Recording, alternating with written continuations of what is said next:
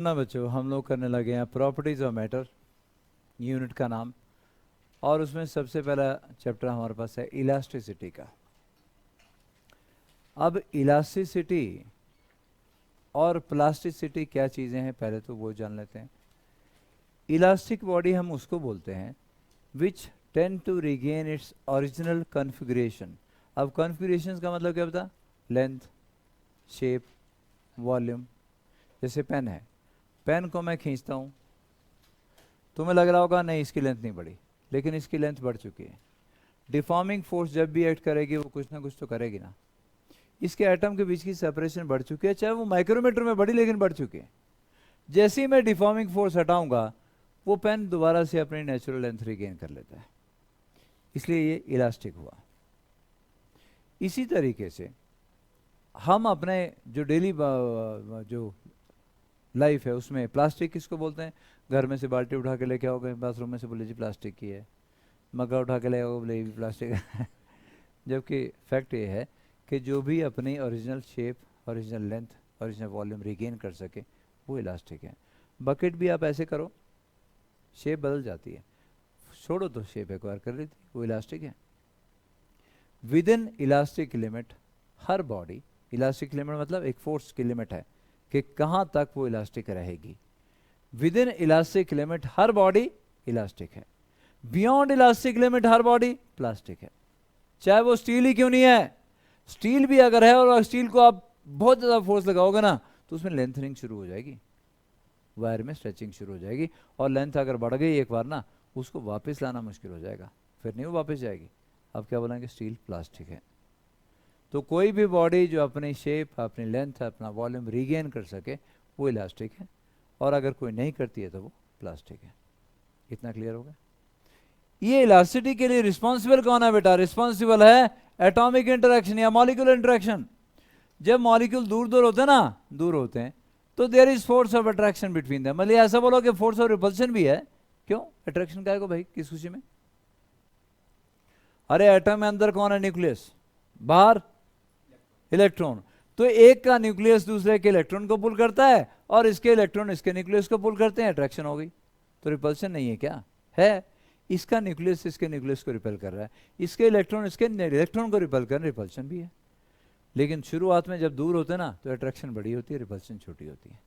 और अट्रैक्शन की वजह से ये रही फोर्स ऑफ अट्रैक्शन बेटा। यहां हम क्या शो कर रहे हैं? नीचे अट्रैक्शन, ऊपर रिपल्शन। और एटम जो है क्लोज आने लगे, क्यों? अट्रैक्शन की वजह से वो एक दूसरे के नजदीक आने लगे।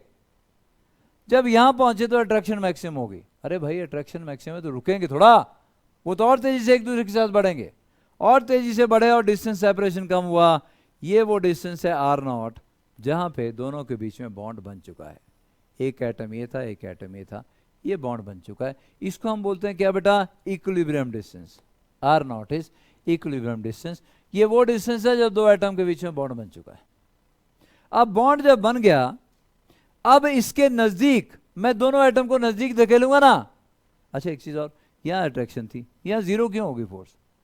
क्योंकि जब नजदीक आने लगे तो रिपल्शन भी बढ़ने लगी। तो यहां पर ऐसा नहीं है कि फोर्स जीरो है ना, जितनी फोर्स ऑफ अट्रैक्शन है उतनी फोर्स ऑफ रिपल्शन भी है, इसलिए जीरो हो गई। चलो बॉन्ड बन गया। अब अगर आप इसको स्ट्रेच करने की कोशिश करोगे तो अट्रैक्शन शुरू हो जाएगी। जैसे पेन है, बॉन्ड बन चुका है, स्ट्रेच करूंगा तो डिस्टेंस बढ़ा एटम के बीच में, डिस्टेंस बढ़ेगा तो अट्रैक्शन बढ़ जाएगी, वो अपनी ओरिजिनल लेंथ फिर से रिगेन कर लेगा। लेकिन अगर मैं कंप्रेस करूंगा तो एटम के बीच की स्पेसिंग कम करने की कोशिश कर रहा हूं, वो इक्विलिब्रियम डिस्टेंस पे, लेकिन जैसे मैं काम करूंगा रिपल्सिव फोर्सेस आ जाएंगी, और रिपल्शन की वजह से वो फिर अपनी ओरिजिनल कॉन्फ़िगरेशन रिगेन करने की कोशिश करेगा। ये एटॉमिक इंटरेक्शन ही इलास्टिसिटी के लिए रिस्पॉन्सिबल है। अब ये क्या है? ये फोर्स ऑफ आर के बीच का डिस्टेंस है बेटा, ये पोटेंशियल एनर्जी के बीच का डिस्टेंस है, यू और आर के बीच में। जब फोर्स जीरो होती है तो potential energy minimum, stable equilibrium जिसको बोलते हैं। स्टेबल इक्विलिब्रियम में बॉडी तब थी ना बेटा जैसे ये थे, यहां बॉडी है तो स्टेबल इक्विलिब्रियम में है, पोटेंशियल एनर्जी क्या? मिनिमम। तो जब फोर्स जीरो है तो इक्विलिब्रियम है, कौन सा? Stable equilibrium, potential energy minimum. ये पोटेंशियल एनर्जी और आर के बीच का ग्राफ ऐसा होगा एटम्स में। ग्राफ ड्रॉ कर लीजिए एटॉमिक फोर्सेस के बीच का। फिर आगे बढ़ता हूं, आगे इंटर एटॉमिक फोर्सेस आर क्या बेटा? 50 to 100 time stronger then intermolecular forces. Molecule के बीच में भी यही सेम ग्राफ होता है, मॉलिक्यूल के लिए भी, बस फर्क क्या है? Inter atomic forces are 50 to 100 time stronger than the intermolecular forces. Graph same होता है बेटा। Two atoms attract each other when they are far apart because force of attraction is more than force of repulsion। जो मैंने बताया वो लिखा हुआ है यहाँ पे, ये बताया ना आपको, वो लिखा हुआ है बस। When they are r naught distance apart, r naught क्या था? Equilibrium distance. Net force become zero, ऐसा नहीं कि फोर्स जीरो है, नेट फोर्स जीरो हो गई क्योंकि force of attraction become equal to force of repulsion and hence potential energy is minimum. r naught है बेटा equilibrium distance. When distance between two atom is less than r naught तो repulsive forces आ जाएंगी, greater then r not होगा तो attractive forces आ जाएंगी। और यही फोर्सेस रिस्पॉन्सिबल है बॉडी की इलास्टिसिटी के लिए या फिर बॉडी के इलास्टिक भी। इस चैप्टर में मैं आपको आहिस्ता आहिस्ता इस तरह बढ़ूंगा, बताऊंगा तुम भी एक स्प्रिंग हो और मैं भी एक स्प्रिंग। हमारे आसपास की हवा वो भी स्प्रिंग की तरह बिहेव करती है, ग्लास में पड़ा हुआ पानी वो एक स्प्रिंग की तरह बिहेव करता है। यही तो है 3 स्टेट्स ऑफ मैटर। मतलब मुझे हटाना चाहते हैं यहाँ से तो सॉलिड हो, लिक्विड हो, गैसेस हो, they all behave like a spring. मैंने इस चैप्टर खत्म होते होते तो पता चल जाएगा कि सॉलिड का भी स्प्रिंग कांस्टेंट होता है, लिक्विड का भी होता है, गैसेस का भी। पोटेंशियल एनर्जी मैक्सिमम बेटा मिनिमम, बल्कि जब फोर्स जीरो तो पोटेंशियल एनर्जी मिनिमम। देखिए इक्विलिब्रियम जब आप वर्ड यूज करते हो ना, तो इक्विलिब्रियम का मतलब होता है नेट फोर्स एक्टिंग जीरो। और इक्विलिब्रियम हमारे पास फिर फर्दर 3 टाइप का होता है, स्टेबल इक्विलिब्रियम, अनस्टेबल इक्विलिब्रियम और न्यूट्रल इक्विलिब्रियम। स्टेबल इक्विलिब्रियम में बॉडी की पोटेंशियल एनर्जी क्या होती है बेटा? मिनिमम। जैसे ये है ना बॉडी, ये तो मिनिमम पोटेंशियल एनर्जी होगी ना, बॉडी को आगे धकेलोगे फिर पीछे आएगी, बॉडी को इधर धकेलोगे फिर पीछे आएगी, वहीं आने की कोशिश करती है स्टेबल इक्विलिब्रियम में। क्यों? उसके पास मिनिमम पोटेंशियल एनर्जी है। अगर उसके पास मैक्सिमम पोटेंशियल एनर्जी होगी ना यहाँ, तो थोड़ा सा धकेलोगे तो बॉडी नई पोजीशन में जाने की कोशिश करेगी। हर दुनिया में हर बॉडी की टेंडेंसी होती है कि मिनिमम एनर्जी स्टेट एक्वायर करे। फोर्स जीरो हो बिल्कुल सही है, लेकिन जब तक मिनिमम एनर्जी नहीं होगी तब तक बात नहीं बनती है ना। तो यहाँ पर हमारे पास वो स्टेबल इक्विलिब्रियम है, तभी तो बॉन्ड बना। बॉन्ड बनने का मतलब स्टेबल इक्विलिब्रियम में आ चुका है, मिनिमम एनर्जी एक्वायर कर चुका है। जैसे ऑक्टेट आप बोलते हो केमिस्ट्री में पढ़ते हो, बॉन्ड बने जी, ऑक्टेट कंप्लीट हो गया, तो क्या एनर्जी रिलीज हो गई? मिनिमम एनर्जी स्टेट में चला गया। तो जब फोर्स जीरो होगी तो उस टाइम एनर्जी क्या? मिनिमम हो चुकी होगी। स्टेट्स ऑफ मैटर बेटा सॉलिड, लिक्विड, गैस और प्लाज्मा। मैंने 4 ही लिस्ट किए हैं, लेकिन कोई 20 के आसपास स्टेट्स हैं, वो बात की बात है।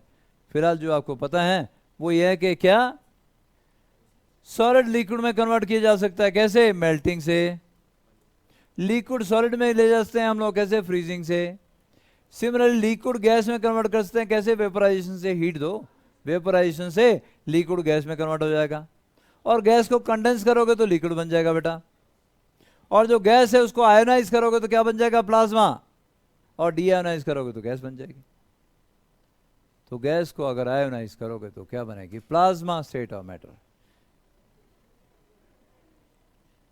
Plasma state of matter. ये प्लाज्मा स्टेट ऑफ मैटर कहाँ होती होगी? कुछ आइडिया? देखिए हाई फ्रीक्वेंसी रेडिएशन जहाँ भी आएंगी वो गैसेस को आयोनाइज कर सकती है और वहाँ आपके पास plasma state of matter exist करेगी। यहाँ से 70 किलोमीटर के आसपास हमारे पास, उससे थोड़ा नीचे हमारे पास ओजोन लेयर है जिसने हमें बचाया हुआ। अदरवाइज सन से हाई फ्रीक्वेंसी रेडिएशन जो आती हैं उससे बाहर, ओजोन लेयर से बाहर हाई फ्रीक्वेंसी रेडिएशन जो आती हैं वहाँ गैसेज जो हैं सबको आयोनाइज करके बैठी हैं, इसीलिए उसको क्या बोलते हैं? आयनोस्फीयर। 70 किलोमीटर से लेके 400 किलोमीटर तक हमारा आयनोस्फीयर है जहाँ सब कुछ आयनिक फॉर्म में है। क्यों? क्योंकि जो सन से हाई फ्रीक्वेंसी रेडिएशन आई उसने सारी गैसेस को आयनाइज करके रखा है। आग कहीं जलाते हैं तो आग के ऊपर एटम्स एनर्जी मिलती है ना, तो इलेक्ट्रॉन बाहर एनर्जी मिलती है तो इलेक्ट्रॉन दौड़ लेते हैं, पॉजिटिव आयन और इलेक्ट्रॉन बचते हैं, वहाँ भी प्लाज्मा स्टेट ऑफ मैटर देखने को मिलती है। कोई कंडक्टर अगर आपके पास है तो कंडक्टर में क्या होता है? एटम को छोड़ के इलेक्ट्रॉन फ्री हो जाता है, स्ट्रक्चर में घूमता फिरता है, आवारागर्दी करता फिरता है, तो कंडक्टर के अंदर प्लाज्मा स्टेट ऑफ मैटर देखने को मिल सकती है। पॉजिटिव और नेगेटिव की फॉर्म में जब सब कुछ एग्जिस्ट करे वो प्लाज्मा स्टेट ऑफ मैटर है।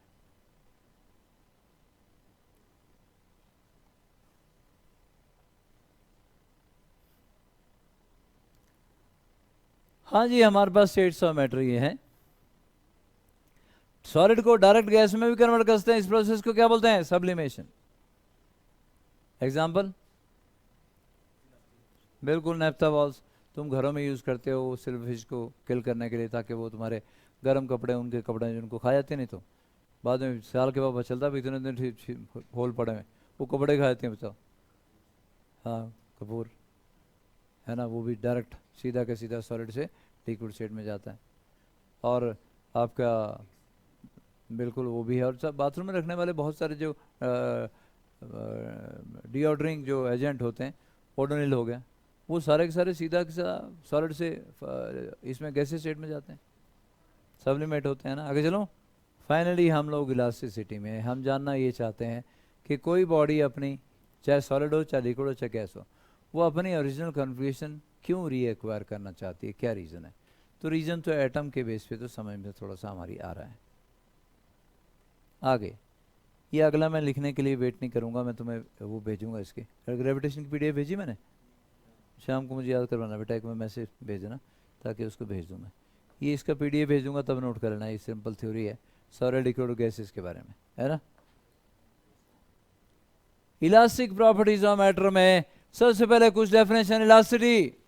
Elasticity is that properties of body by virtue of which a body has tendency to regain its original configuration. कब? After the removal of deforming force.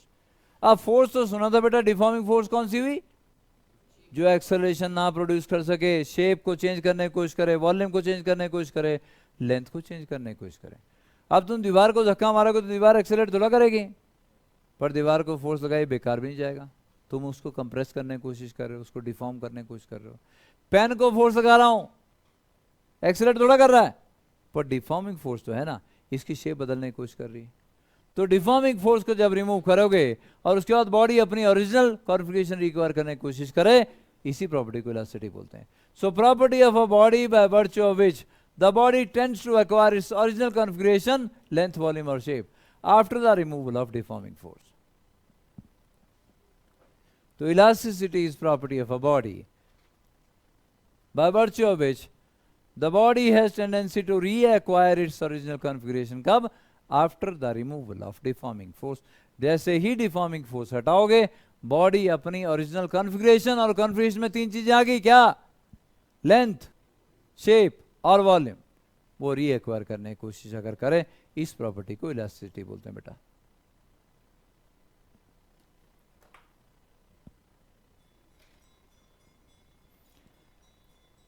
अगला plasticity, ये क्या है?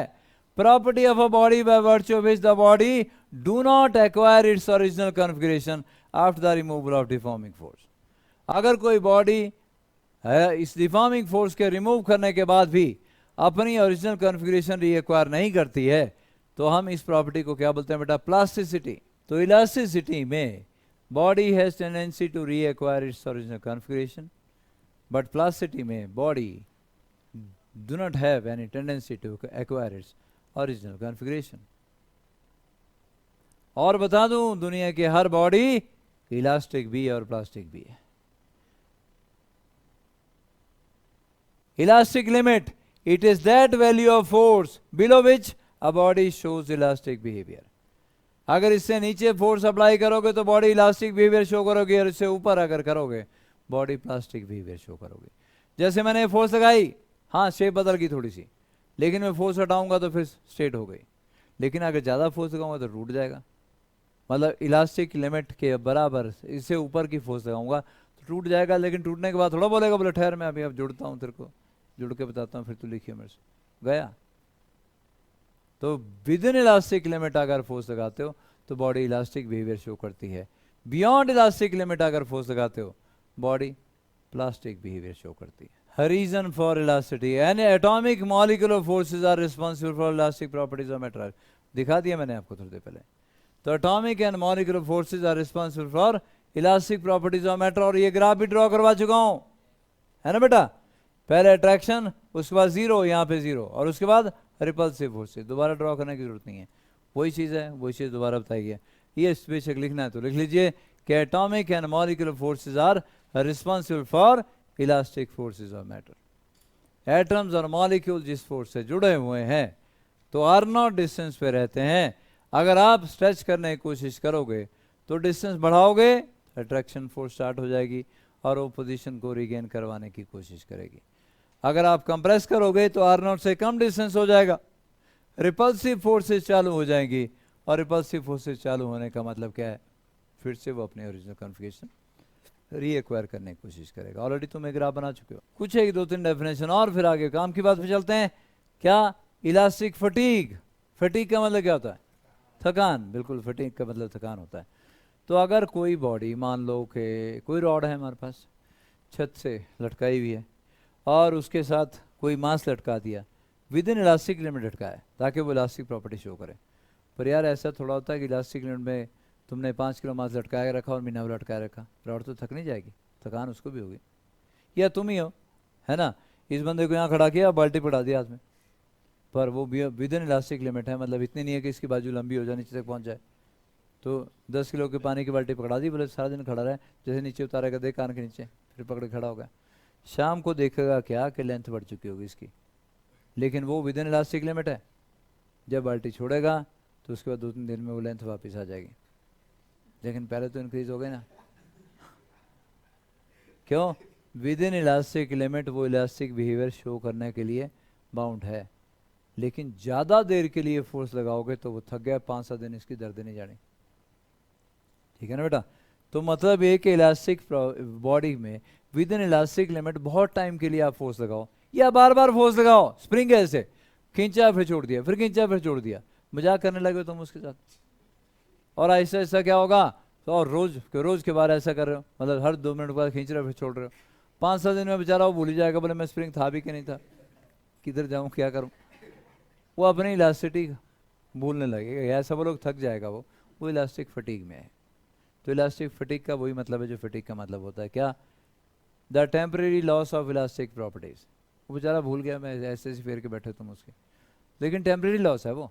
जब तुम वो वेट उसमें से हटाओगे ना तो फिर वो नॉर्मल अपने कन्फ्यूजन में आ जाएगा।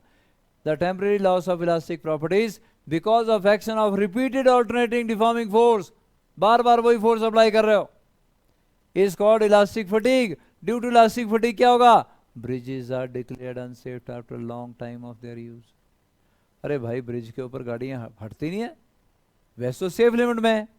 ब्रिज की लिमिट थी मान लो कि जी उसके ऊपर से 100 टन वजन जा सकता है, मतलब एक बारी में 10 ट्रक पास हो सकते हैं जी लोड के साथ, लेकिन उसमें 2 ही पास हो रहे हैं, हो तो 2 ही रहे हैं, लेकिन बार बार चले, अभी गया फिर गया फिर गया फिर गया, उसको आराम नहीं मिल रहा है, लगातार वाइब्रेशन में होती जा रही है। आहिस्ता आहिस्ता आहिस्ता वो अपनी इलास्टिक प्रॉपर्टीज लूज करने लगता है। इलास्टिक का मतलब दोबारा रिगेन करना, और उसमें बेंडिंग आने लगती है, और बेंडिंग परमानेंट आ जाएगी तो क्या होगा? अनसेफ। ठीक है, तो उसको अनसेफ डिक्लेयर करना पड़ेगा। Spring balances show wrong reading after they have been used for long time.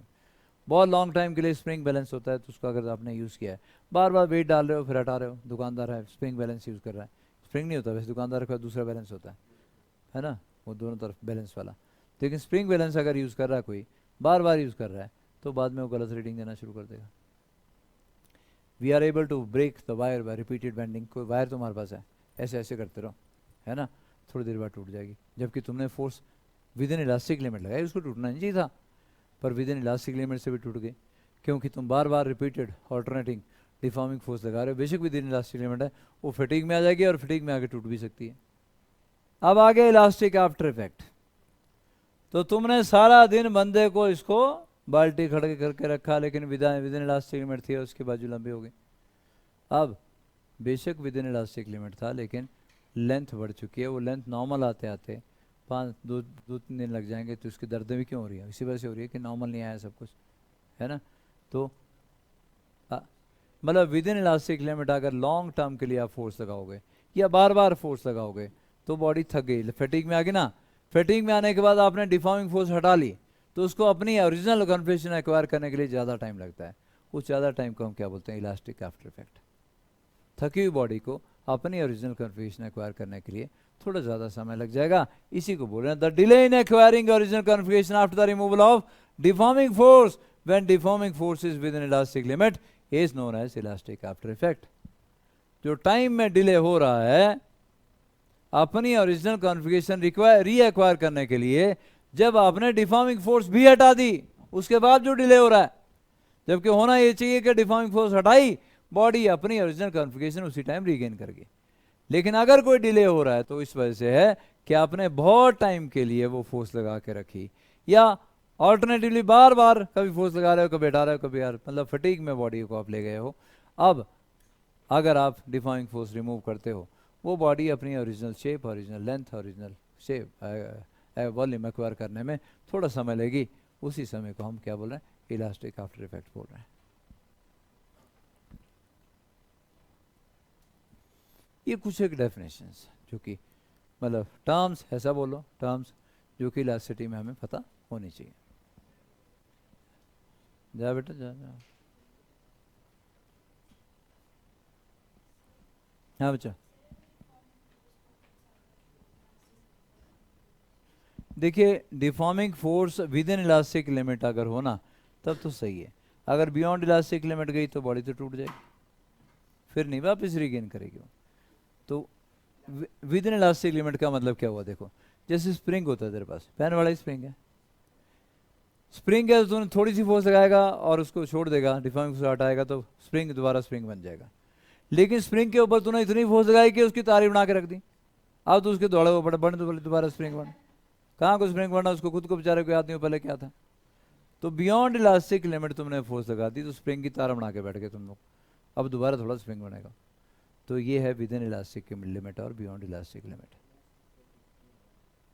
Elastic fatigue इसलिए होगा कि जैसे तू ही है तो तू कितने वेट अप्रॉक्सीमेट उठाता है कि चलो 10 किलो वेट उठाने में तेरे को कोई तकलीफ नहीं है, उठा के यहाँ से रखा वहाँ तक रखा, तो थोड़ा कंप्रेशन आया उसके बाद तो फिर नॉर्मल हो गया। लेकिन तेरे को बोले भी तूने पढ़ना है और 10 किलो सारा दिन या सिर पे उठा के रखना है या ऐसे उठा के रखना है, तो शाम के टाइम में तो हो लिया पूरा, तो उसके बाद 5-7 दिन लग जाएंगे तेरे को क्या वो दोबारा रिक्वायर करने में, दर्दें और होने शरीर में, क्योंकि वो बहुत देर के लिए तू रख के बैठा हुआ है।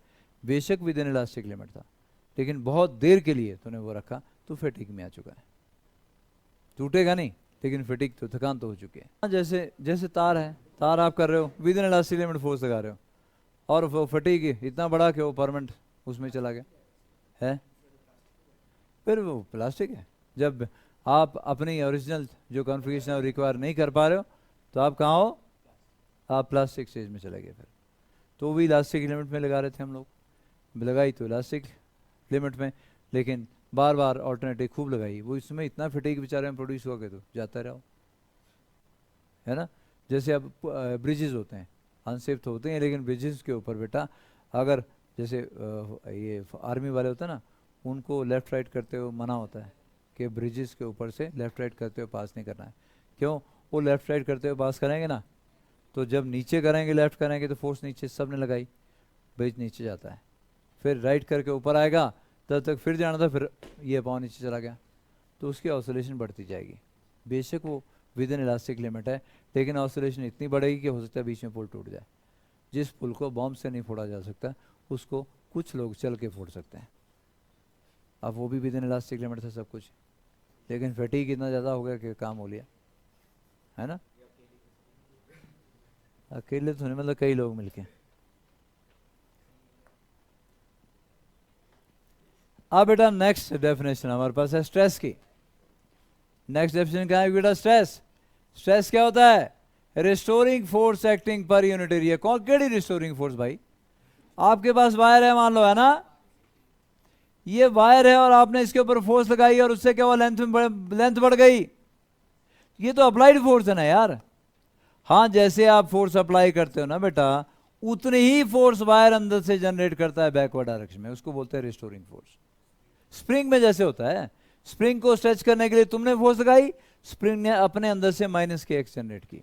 तो rod is behaving like a spring. तुमने अप्लाइड फोर्स डाउनवर्ड डायरेक्शन में थी, रिस्टोरिंग फोर्स अपवर्ड डायरेक्शन में। लेकिन मैंने स्ट्रेस क्या बोला, restoring force acting per unit area. पर याद रखें अप्लाइड फोर्स और रिस्टोरिंग फोर्स बराबर होती हैं, provided the force is within elastic limit. If the applied force is within elastic limit then applied force equal to restoring force. तो restoring की जगह तुम क्या लिख सकते हो, applied force per unit area भी लिख सकते हो। लेकिन बियॉन्ड इलास्टिक लिमिट चले गए तो ये फॉर्मूला नहीं लगते, फिर उसमें अप्लाइड फोर्स ज्यादा हो गई, रिस्टोरिंग तो फिर खत्म ही हो रही।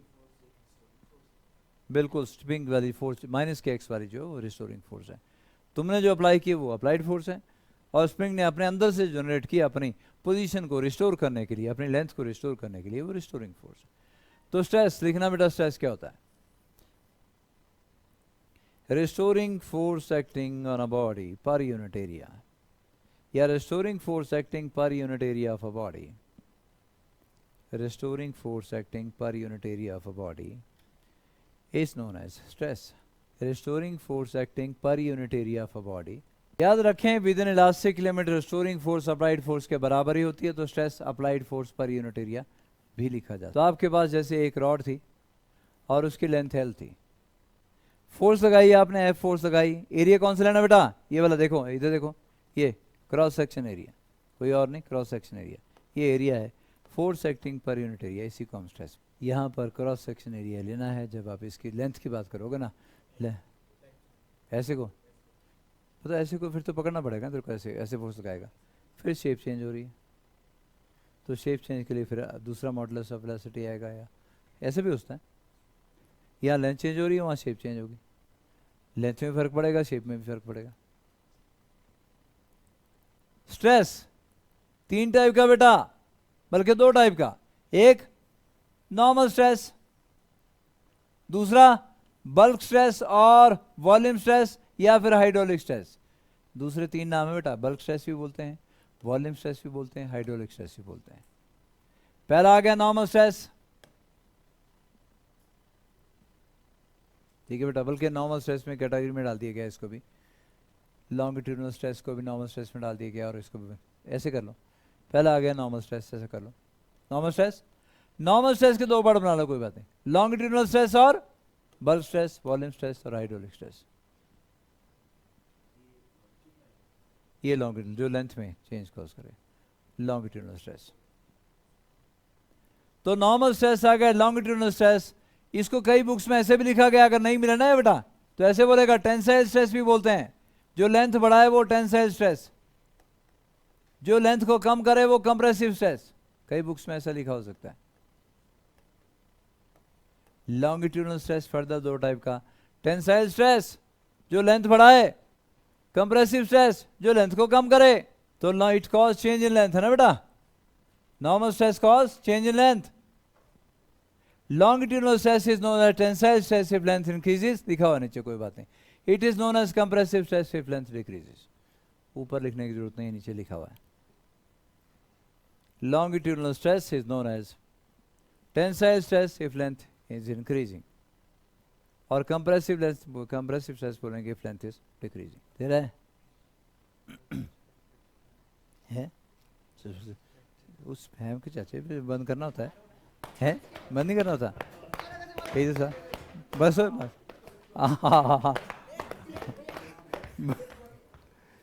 दोबारा बजाना। तो पहला आ गया लॉन्गिट्यूडनल स्ट्रेस जो कि 2 टाइप का, टेंसाइल और कंप्रेसिव। दूसरा आ गया बल्क स्ट्रेस और वॉल्यूम स्ट्रेस और हाइड्रोलिक स्ट्रेस। ये क्या होता है? It cause change in volume. जैसे ये कोई वॉल्यूम था बेटा, है ना, अब ये स्ट्रेस चारों तरफ से होगा ताकि वॉल्यूम को चेंज कर सके चारों तरफ, और वॉल्यूम कम हो गया, पहले V था अब V माइनस डेल्टा V हो गया। तो याद रखें, ये जो हमारे पास बल्क स्ट्रेस और वॉल्यूम स्ट्रेस और हाइड्रोलिक स्ट्रेस है, ये वॉल्यूम को कम करने का काम करता है। It cause change in volume. तो नॉर्मल स्ट्रेस हमने 2 टाइप का डिफाइन कर लिया, लॉन्गिट्यूडनल स्ट्रेस और बल्क स्ट्रेस, और वॉल्यूम स्ट्रेस और हाइड्रोलिक स्ट्रेस। यहाँ नंबर 3 नहीं करना है, ये 2 टाइप का आ गया नॉर्मल स्ट्रेस ना बेटा। तीसरा स्ट्रेस आ गया, बल्कि दूसरा, ये आ गया नंबर 1, ऐसे करना है इसको, नंबर 1 और नंबर 2, या A और B करो बेटा, इसको नंबर 1 नंबर 2 पर लिख देना। ये A आ गया और ये B आ गया। नॉर्मल स्ट्रेस 2 बार टाइप का कर लिया बेटा। फिर B शियर स्ट्रेस और टेंजेंशियल स्ट्रेस भी बोलते हैं, शियर स्ट्रेस और टेंजेंशियल स्ट्रेस।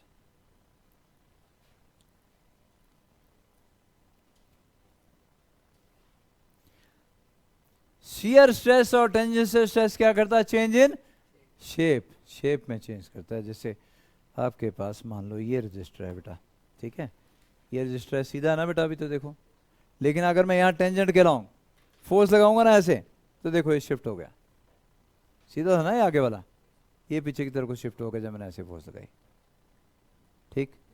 तो ऐसा सिर्फ रजिस्टर में तो हम शो कर ही पा रहे हैं, लेकिन रिजिड बॉडी में भी होता है, ऐसा होता है रिजिड बॉडी में। ये ऐसे था बेटा पहले, और जैसे आपने फोर्स लगाई ना, यहाँ फोर्स लगाई, पूरा का पूरा शिफ्ट कर जाएगा आगे। नीचे फिक्स है, नीचे का फिक्स, थीटा एंगल से शिफ्ट कर जाएगा आगे को।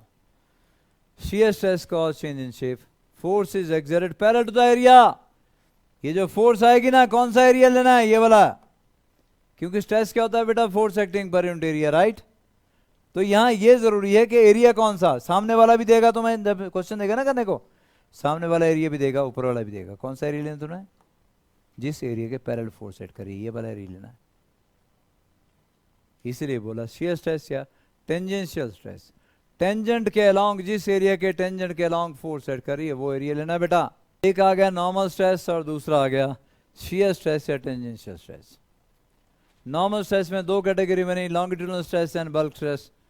बल्क स्ट्रेस का नाम एक और भी था हाइड्रोलिक स्ट्रेस, एक और भी था वॉल्यूम स्ट्रेस। शियर स्ट्रेस या टेंजेंशियल स्ट्रेस में force always act tangential to the area, लेकिन नॉर्मल स्ट्रेस में क्या हो रहा है, force act perpendicular to the area. Normal का मतलब परपेंडिकुलर बेटा, नॉर्मल स्ट्रेस में force act perpendicular to the area, याद रखना। नहीं याद रहेगा तो बोल लेना, बोलना जाओ तो लिख लो। Normal, in normal stress force act perpendicular to the area. In normal stress, force act perpendicular to area.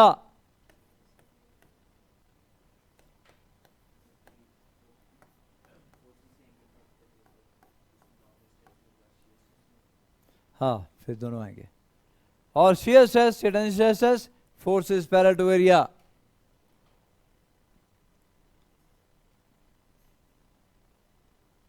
और इसने प्रतीश ने बहुत बढ़िया बोला कि अगर फोर्स नॉर्मल के अलोंग नहीं है, कुछ एंगल पे है, तो फिर शेयर भी होगा और नॉर्मल लेंथ में चेंज भी आएगा या वॉल्यूम में चेंज भी आएगा, दोनों होंगे।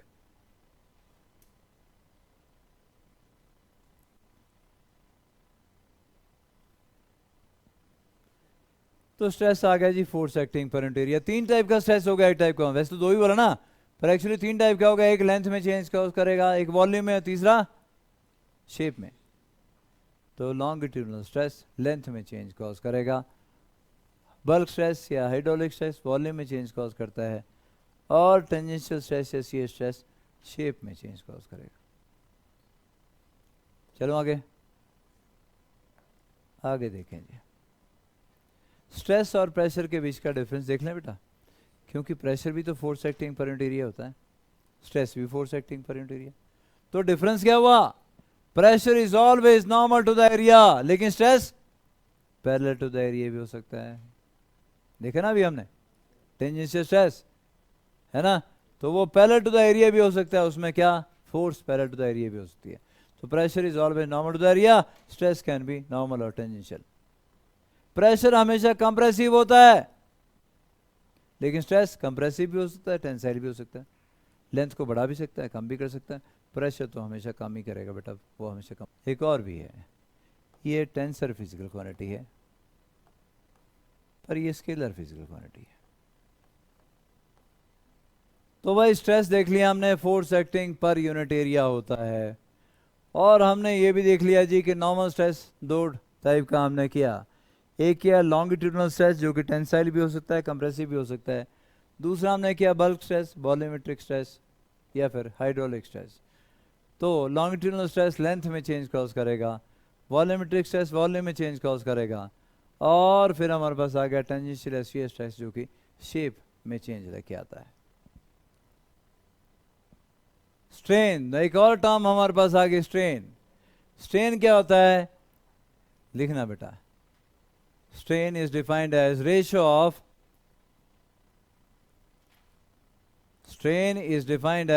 of change in configuration to the original configuration.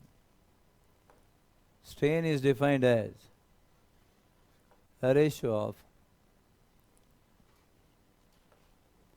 change in configuration to the original configuration. और कॉन्फ़िगरेशन में तीन चीजें आई, कौन सी, लेंथ, वॉल्यूम और शेप। यार 3-4 बार तो बोल दिया, अब तो बोलो साथ में। तो जब मैं चेंज इन कॉन्फ़िगरेशन की बात करूं तो कॉन्फ़िगरेशन में 3 चीजें, लेंथ, वॉल्यूम और शेप। तो change in configuration divide by original configuration, इस रेशियो को कहा जाता है क्या? स्ट्रेन। मतलब स्ट्रेन के डायमेंशन नहीं होंगे, जैसे change in length divide by original length, dimensionless, unitless, metre divide by metre, है ना।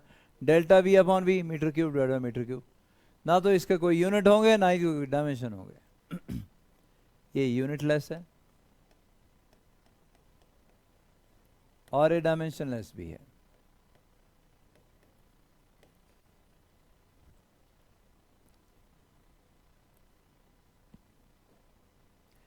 तीन ही टाइप का स्ट्रेन भी होता है हमारे पास। क्या? Longitudinal strain, change in length divide by original length, ratio है ना बेटा, change in configuration, change in length divide by original length. आपके पास एक रॉड थी, लेंथ थी एल, आपने फोर्स लगाई, डेल्टा एल से लेंथ चेंज हो गई, तो फिर स्ट्रेन क्या होगा? Delta L upon L. Dimension formula कोई नहीं, यूनिट, नो यूनिट। दूसरा वॉल्यूमेट्रिक स्ट्रेन और बल्क स्ट्रेन बेटा क्या? Delta V upon V, change in volume divide by original volume. कोई वॉल्यूम आपके पास था, ये वाला, आपने चारों तरफ से फोर्स लगाई और वॉल्यूम कम कर दिया डेल्टा वी से, delta V upon V, volumetric strain और बल्क स्ट्रेन। शियर स्ट्रेन, आपके पास एक बॉक्स था, ऐसा बॉक्स, आपने यहां फोर्स लगाई और उसको टेढ़ा कर दिया, theta is known as shear strain. लेकिन थीटा कितना होगा? ध्यान देखो, थीटा क्या होगा? Arc upon radius. आर्क कितना? Delta L upon L. हाँ, डेल्टा एल अपॉन एल, लेकिन delta L increase in length नहीं है, शिफ्ट इन लेंथ है बेटा। कितने डिस्टेंस से आगे शिफ्ट कर गया वो? ये तो इंक्रीज इन लेंथ था ना, ये डिक्रीज इन लेंथ या इंक्रीज इन लेंथ। वो डेल्टा एल क्या है? शिफ्ट इन लेंथ, शेप में चेंज हो रहा है। तो 3 टाइप का स्ट्रेस आपने किया, कौन कौन सा? लॉन्गिट्यूडनल स्ट्रेस और बल्क स्ट्रेस या वॉल्यूमेट्रिक स्ट्रेस और टेंजेंशियल स्ट्रेस। 3 ही टाइप का स्ट्रेन भी आ गया, लॉन्गिट्यूडनल स्ट्रेन, वॉल्यूमेट्रिक स्ट्रेन और शियर स्ट्रेन। 3 टाइप का स्ट्रेस, एक लेंथ में चेंज करता था, दूसरा वॉल्यूम में, तीसरा शेप में। 3 ही टाइप का स्ट्रेन, लेंथ, वॉल्यूम और शेप का। लॉन्गिट्यूडनल स्ट्रेन, वॉल्यूमेट्रिक स्ट्रेन या फिर बल्क स्ट्रेन और shear strain.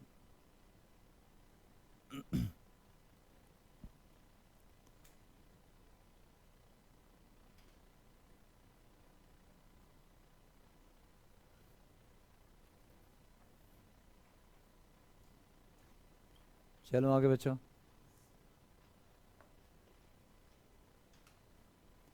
Hooke's law,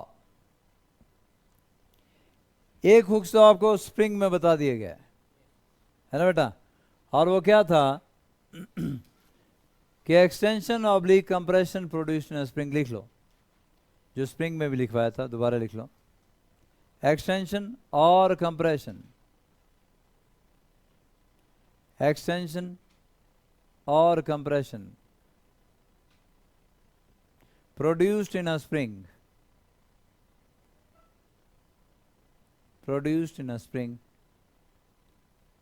is directly proportional to the force applied.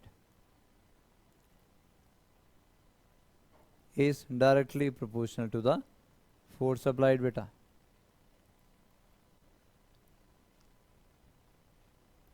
Force applied, provided the force is within elastic limit. तो hooks law within elastic limit पे लगता है बच्चों, है ना। Provided the force is within elastic limit.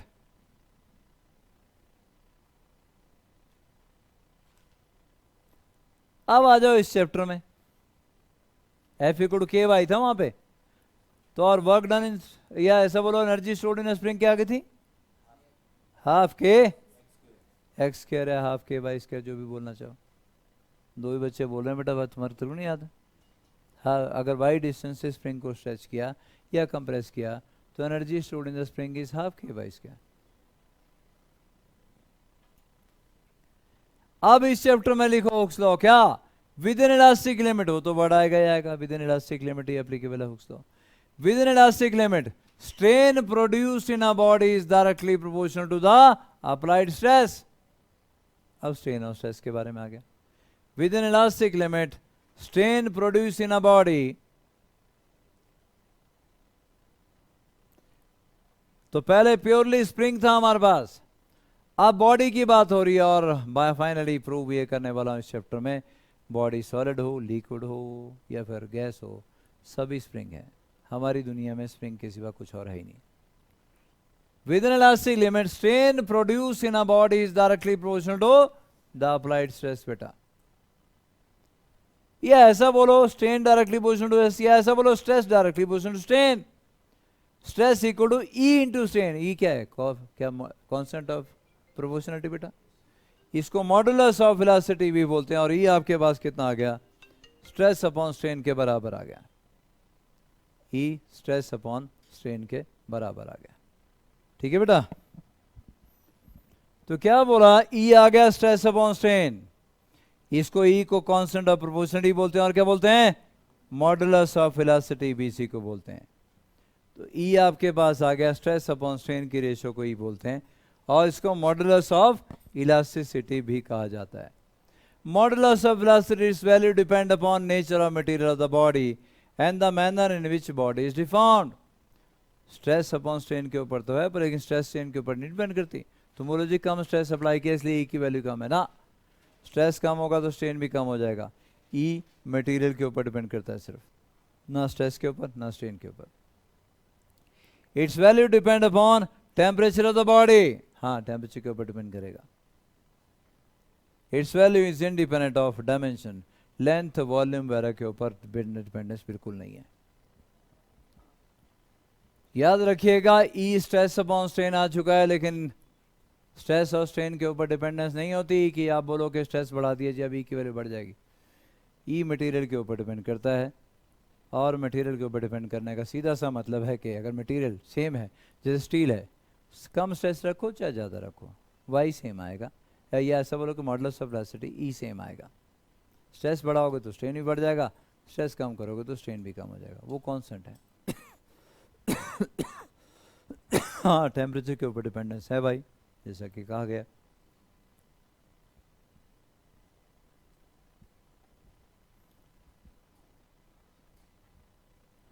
ये आ गया stress upon strain. लेकिन यार स्ट्रेस तो 3 टाइप का था बेटा, है ना. स्ट्रेन भी 3 टाइप का था. मतलब मॉडुलस ऑफ वेलोसिटी भी 3 टाइप के आने वाले हैं.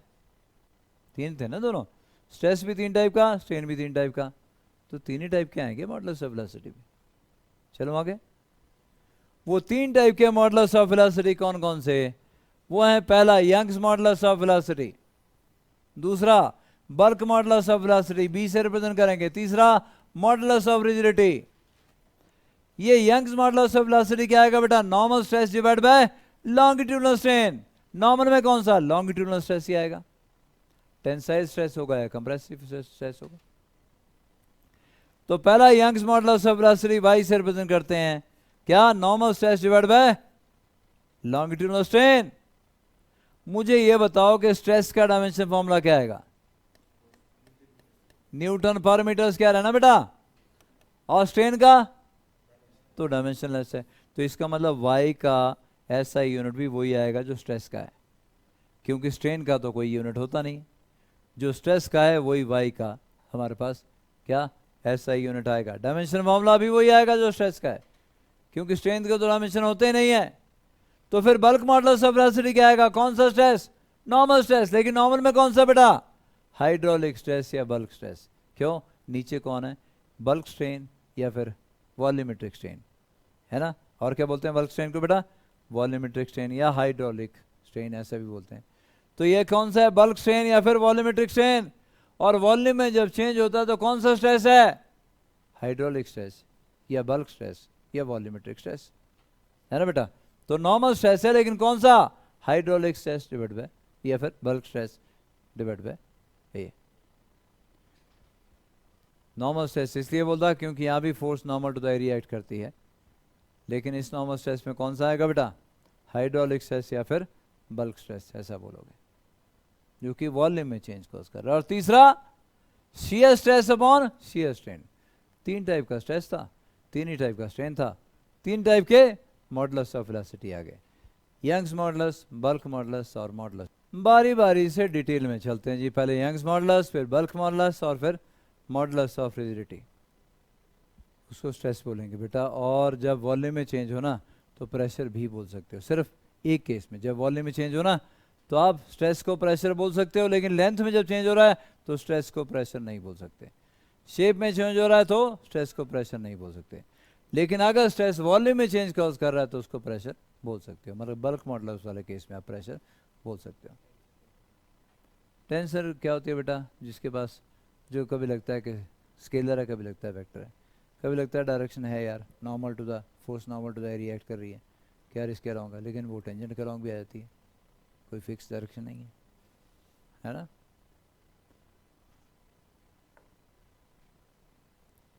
यंग्स मॉडुलस ऑफ वेलोसिटी बेटा, ये हमारे पास एक रॉड आ गई जिसकी लेंथ कितनी है L, और बाद में फोर्स आपने अप्लाई की तो एक्सटेंशन कितनी होगी डेल्टा L। ठीक, तो यंग्स मॉडुलस ऑफ वेलोसिटी क्या था? Normal stress divide by longitudinal strain, F divide by delta L upon L। ये आएगा ना बेटा, FL divide by delta L। तो यहां से F निकालो, जब F निकालोगे तो क्या आ गया? YA upon L into delta L। पर डेल्टा L क्या था? ये तो एक्सटेंशन प्रोड्यूसर है यार।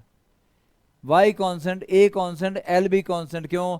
अरे भाई जब एक्सटेंड करोगे बेटा, अगर 1 मीटर की स्टील की रॉड है, उसमें 1 मिलीमीटर आपने चेंज कर दिया लेंथ में, तो कौन सा तीर मार लिया? लेंथ ऑलमोस्ट कांस्टेंट है।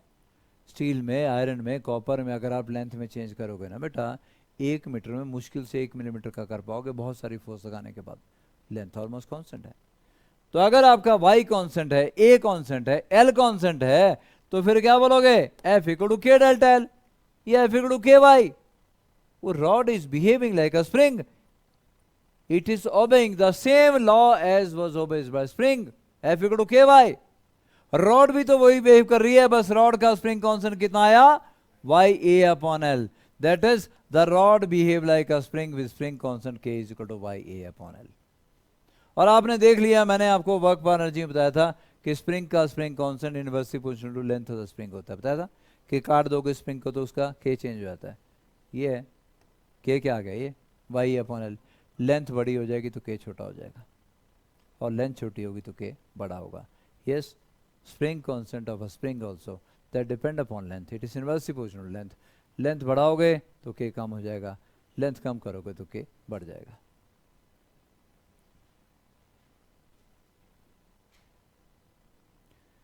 अगर डेल्टा L ही निकालना तो डेल्टा L क्या है बेटा? FL divide by Y into A, है ना। If two material having same length and area of cross section are stretched by same force, ठीक है, फोर्स सेम रखे, दो मटेरियल हैं, फोर्स सेम रखें, सेम मटेरियल है तो Y सेम हो गया, area of cross section same रखें, है ना, तो क्या आ जाएगा? Delta L inversely proportional to, अच्छा सेम मटेरियल ना हो तो delta L inversely proportional to Y, या Y inversely proportional to delta L। Y, अगर Y अलग मटेरियल हो तो, two materials having same length and same area of cross section are stretched by same force, तो Y inversely proportional to delta L। मतलब जिसका delta L छोटा ना बेटा, उसका Y बड़ा होगा, जिसका डेल्टा L छोटा ना उसका Y बड़ा होगा, और जिसका डेल्टा L बड़ा उसका Y छोटा होगा।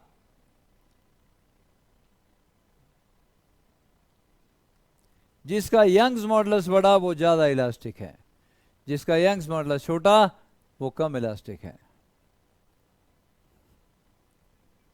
ये टेबल है, नोट करने की जरूरत नहीं है, बस सिर्फ आइडिया तुम्हें देना था। PDF आएगी तुम्हारा पता चल जाएगा कि यंग्स मॉडुलस 10⁻10 के ऑर्डर का होता है। देखो, या 10⁻11 के आसपास का, यहाँ अप्रॉक्सीमेटली 10⁻11, बाकी जगह 10⁻10, 10⁻9 भी है, तो 10 की पावर 10 के आसपास का Young's modulus of elasticity material का आता है। क्वेश्चन है बच्चों, steel is more elastic than rubber. Prove करना है आपको, जो मैंने लिखा है वो आपको प्रूव करना है।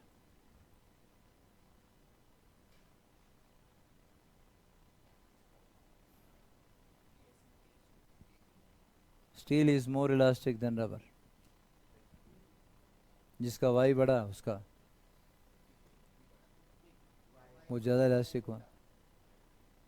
तो जब आप सेम फोर्स लगाओगे, सेम लेंथ, रबर की रॉड की एक लेंथ ले लो, एक स्टील की ले लो, दोनों के ऊपर सेम फोर्स लगाओ, किस में ज्यादा एक्सटेंशन होगी? रबर में ना बेटा। तो लिखा तो है Y inversely proportional to L, जिसमें लेंथ डेल्टा एल बड़ा होगा उसका वाई छोटा होगा, रबर का वाई छोटा है, स्टील का वाई बड़ा होगा। तो इसलिए steel is more elastic than rubber.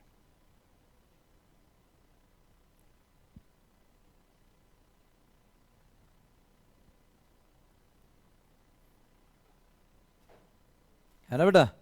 ऐसे लिखोगे ना, Y steel divide by Y rubber equal to delta L rubber divide by delta L steel, और ए ग्रेटर देन 1 होगा, very large is compare to 1, तो Y for steel is greater than Y for rubber, that means steel is more elastic than rubber.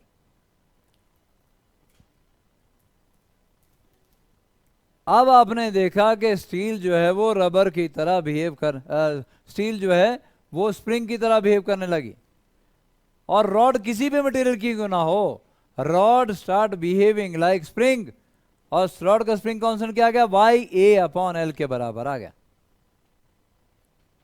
अरे भाई spring का formula ओबे कर रहा है तो स्प्रिंग के बाकी फॉर्मूले भी तो ओबे करेगा। So what will be energy stored in stretched rod? Half K delta L square, Y की जगह डेल्टा एल आ गया, और के की जगह वाई अपॉन एल आ जाएगा, है ना? चलो आगे, half K delta L square, energy stored in elastic potential energy, elastic potential energy stored in stretched wire. आपने जो वर्क किया, आपने नीचे की तरफ फोर्स लगाई और वाई से एक्सटेंशन हुई, तो क्या फोर्स क्या थी? के वाई। छोटा सा डिस्टेंस डी वाई से करेंगे तो K Y D Y, K Y D Y का integration half K Y square, limit 0 to delta L कर दोगे तो half K delta L square. तो मैं सीधा फॉर्मूला अप्लाई कर रहा हूं बेटा, क्या? Energy stored in stretched wire, work done in stretching the wire equal to energy stored के बराबर होगा, और वो कितना है? Half K Y square, half K delta L square. K की वैल्यू डाल दो बेटा, half Y A upon L into delta L का होल स्क्वायर। लेकिन अगर आपको प्रूव करना है तो क्या बोलोगे कि सपोज एक रॉड हमारे पास है लेंथ की, उसके ऊपर फोर्स लगाई, मान लो कि वाई डिस्टेंस है वो एक्सटेंशन होगी वाई, तो अब फोर्स क्या आ जाएगी? K Y. Suppose D Y distance से और एक्सटेंड किया तो क्या आ गई? Work done K Y D Y, total work done integration, Y की लिमिट क्या डालोगे? 0 to delta L, half K Y square, Y की जगह डेल्टा एल आ जाएगा, half K delta L square. कोई दिक्कत तो नहीं बेटा? ये आ गया half K delta L square, या half Y A upon L into delta L का होल स्क्वायर। ठीक है, यहां डेल्टा एल का होल स्क्वायर है, मैं नीचे एल स्क्वायर लाना चाहता हूं, तो एल से मल्टीप्लाई करूं, एल से डिवाइड करूं, चलेगा? एल से मल्टीप्लाई किया तो क्या बन गया? A into L, volume, area of cross section into length क्या बन गया? वॉल्यूम ऑफ द वायर बन गया, और नीचे क्या हो गया? एल स्क्वायर, तो डेल्टा एल अपॉन एल का होल स्क्वायर क्या बन गया? डेल्टा एल अपॉन एल क्या होता है बेटा? स्ट्रेन, लॉन्गिट्यूडनल स्ट्रेन, ये बन गया स्ट्रेन का whole square, half Y into volume into strain का होल स्क्वायर। ये आ गई energy stored in stretched wire, half Y Young's modulus into strain का whole square into volume, this is energy stored in stretched wire. Energy stored in stretched wire का formula आपके पास आ चुका है, हाफ वाई इंटू स्ट्रेन का whole square into volume. ये हमारा वर्क है, जो हमने वर्क किया बेकार तो जाएगा नहीं, वो वायर के अंदर स्टोर हो जाएगा।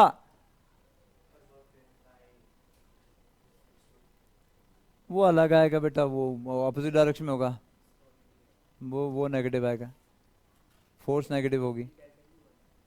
देखिए किसी बॉडी के अंदर एनर्जी स्टोर होने का कॉज तुम होते हो, तुम अपना वर्क फाइंड आउट करो कि तुमने उस बॉडी के ऊपर कितना वर्क किया, क्योंकि तुम्हारा वर्क बेकार नहीं जाएगा, वो उसमें किसी ना किसी फॉर्म ऑफ एनर्जी में क्या होगा बेटा?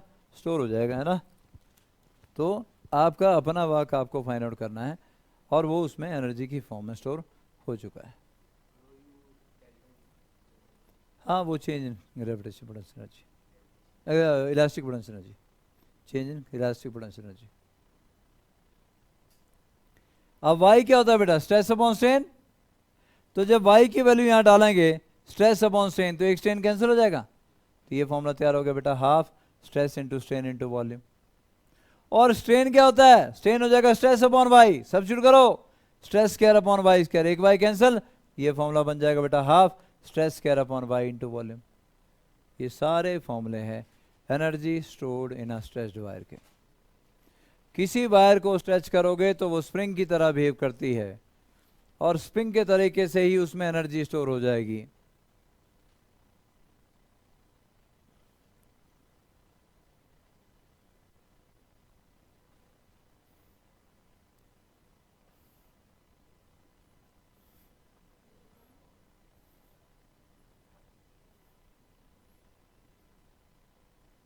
हाँ जी,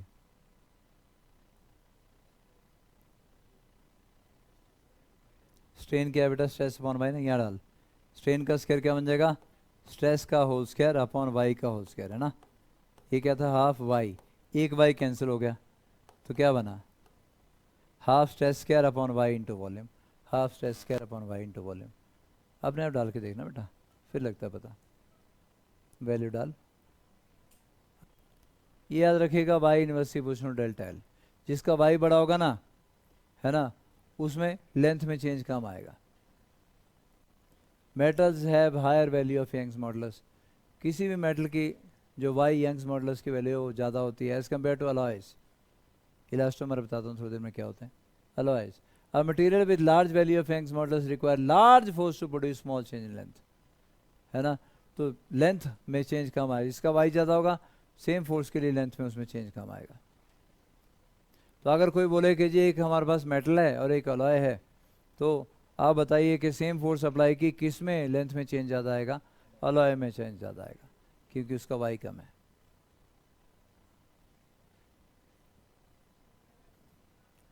इन daily life we feel that material which stretch is more elastic, है ना बेटा। डेली लाइफ में ऐसा लगता है कि हाँ जी जो ज़्यादा स्ट्रेच हो रहा है ना वो ज़्यादा इलास्टिक है, ठीक है, but it is misnomer. Misnomer मतलब इलास्टिक, जैसे रबर बैंड होता है उसका नाम इलास्टिक रख दिया उन्होंने, बोलते ना इलास्टिक है जी, तो वो मिसनोमर है कि हाँ ये इलास्टिक है, नहीं, जिसका थोड़ी फोर्स लगा के ज़्यादा डेल्टा एल बढ़े उसका वाई बहुत कम है, वो कम इलास्टिक है। In fact, material which stretches lesser extent for a given load is considered to be more elastic.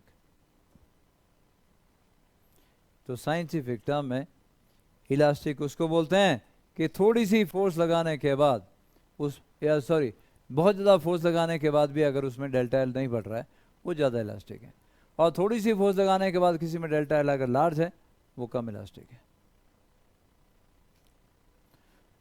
तो एक चीज प्रूव कर दी बेटा हमने कि रॉड जो है आपकी वो स्प्रिंग की तरह बिहेव करेगी, और रॉड का स्प्रिंग कांस्टेंट क्या आएगा, वाई ए अपॉन, बोला करो भाई, वाई ए अपॉन एल के बराबर आएगा।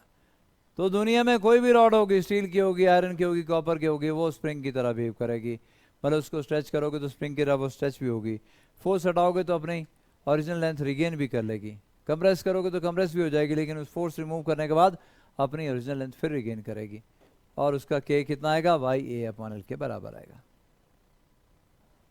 चलो आगे, energy density of a stretched wire, small U से रिप्रेजेंट करते हैं बेटा।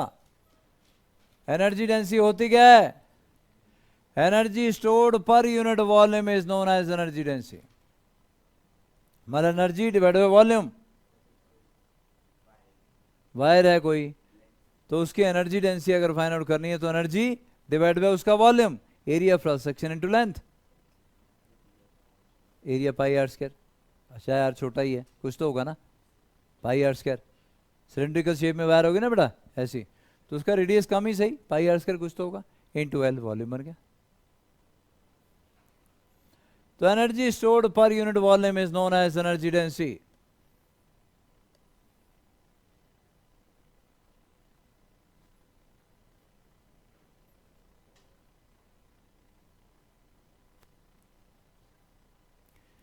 तो स्मॉल यू से रिप्रेजेंट करते हैं एनर्जी डिवाइड बाय वॉल्यूम। इससे पहले वाले जो एक्सप्रेशन थे ना बेटा उनमें से वॉल्यूम हटा दो, एनर्जी वाला क्या था, हाफ स्ट्रेन का whole square into volume, volume हट गया, डिवाइड बाय वॉल्यूम कर दिया। दूसरा था half stress into strain into volume, volume हट गया, हाफ स्ट्रेस इनटू स्ट्रेन। तीसरा था half stress square upon Y into volume, volume हट गया। वही एक्सप्रेशन आ गया एनर्जी डेंसिटी की, हर वॉल्यूम हटा के सेम एक्सप्रेशन एनर्जी डेंसिटी के लिए आ गया।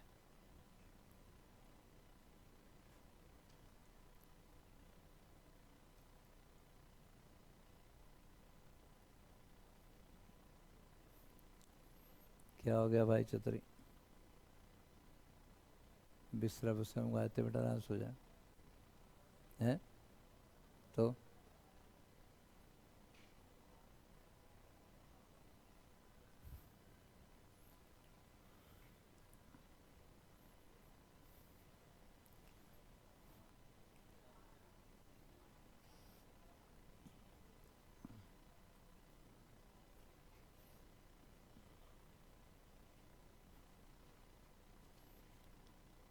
मनाली टूर में सबसे लास्ट में जाके पहले तो चुपचाप थे भाई छतरा ने और शैला, क्या हाँ, और इन दोनों ने मजे लगाए हुए थे नाच नाच के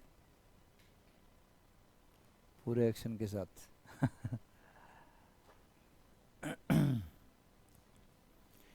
तो वो इसलिए बोलता हूँ कि कभी भी ऐसा कुछ हो ना, एंजॉय करने जब जाओ तो पूरा एंजॉय करो, और वो यादें रह जाती हैं, वो मिस किसी को भी नहीं करना चाहिए। सारे गए थे ना आज तो, कोई मिस करने वाला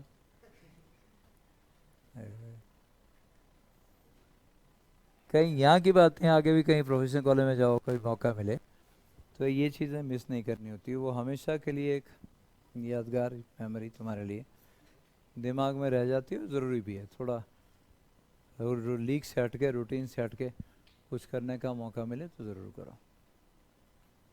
एनर्जी डेंसिटी बेटा, एनर्जी पर इंटू वॉल्यूम, डायमेंशन निकालो एनर्जी का, ml2t-2 वॉल्यूम का बेटा एल क्यूब, क्या बना ml-1t-2, पर ये तो प्रेशर का होता है, स्ट्रेस का भी ये होता है।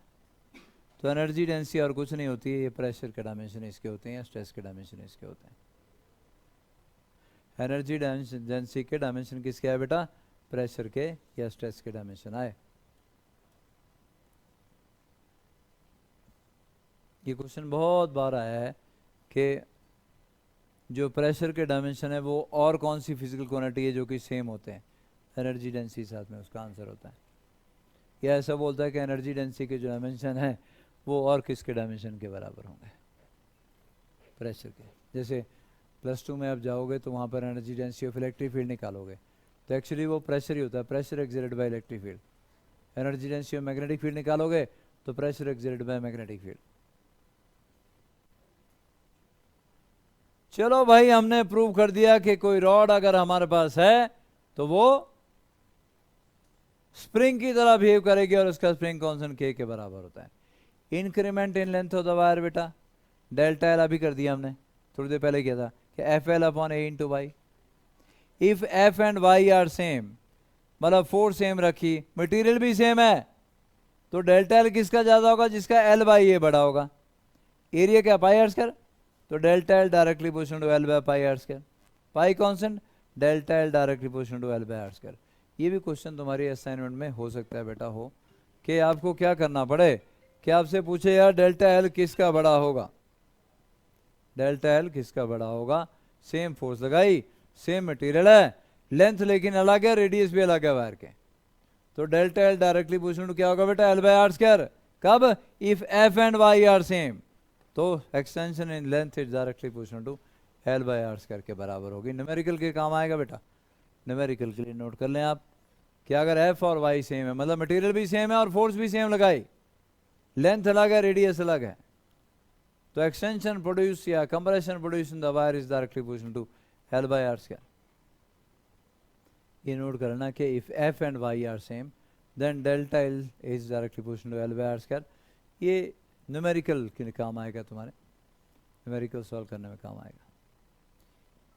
ये न्यूमेरिकल भी बहुत कॉमन सा न्यूमेरिकल कई बार पूछ जा चुका है। क्या, what is elongation produce in wire bye it's own weight, अपने वेट की वजह से कितनी एक्सटेंशन हुई।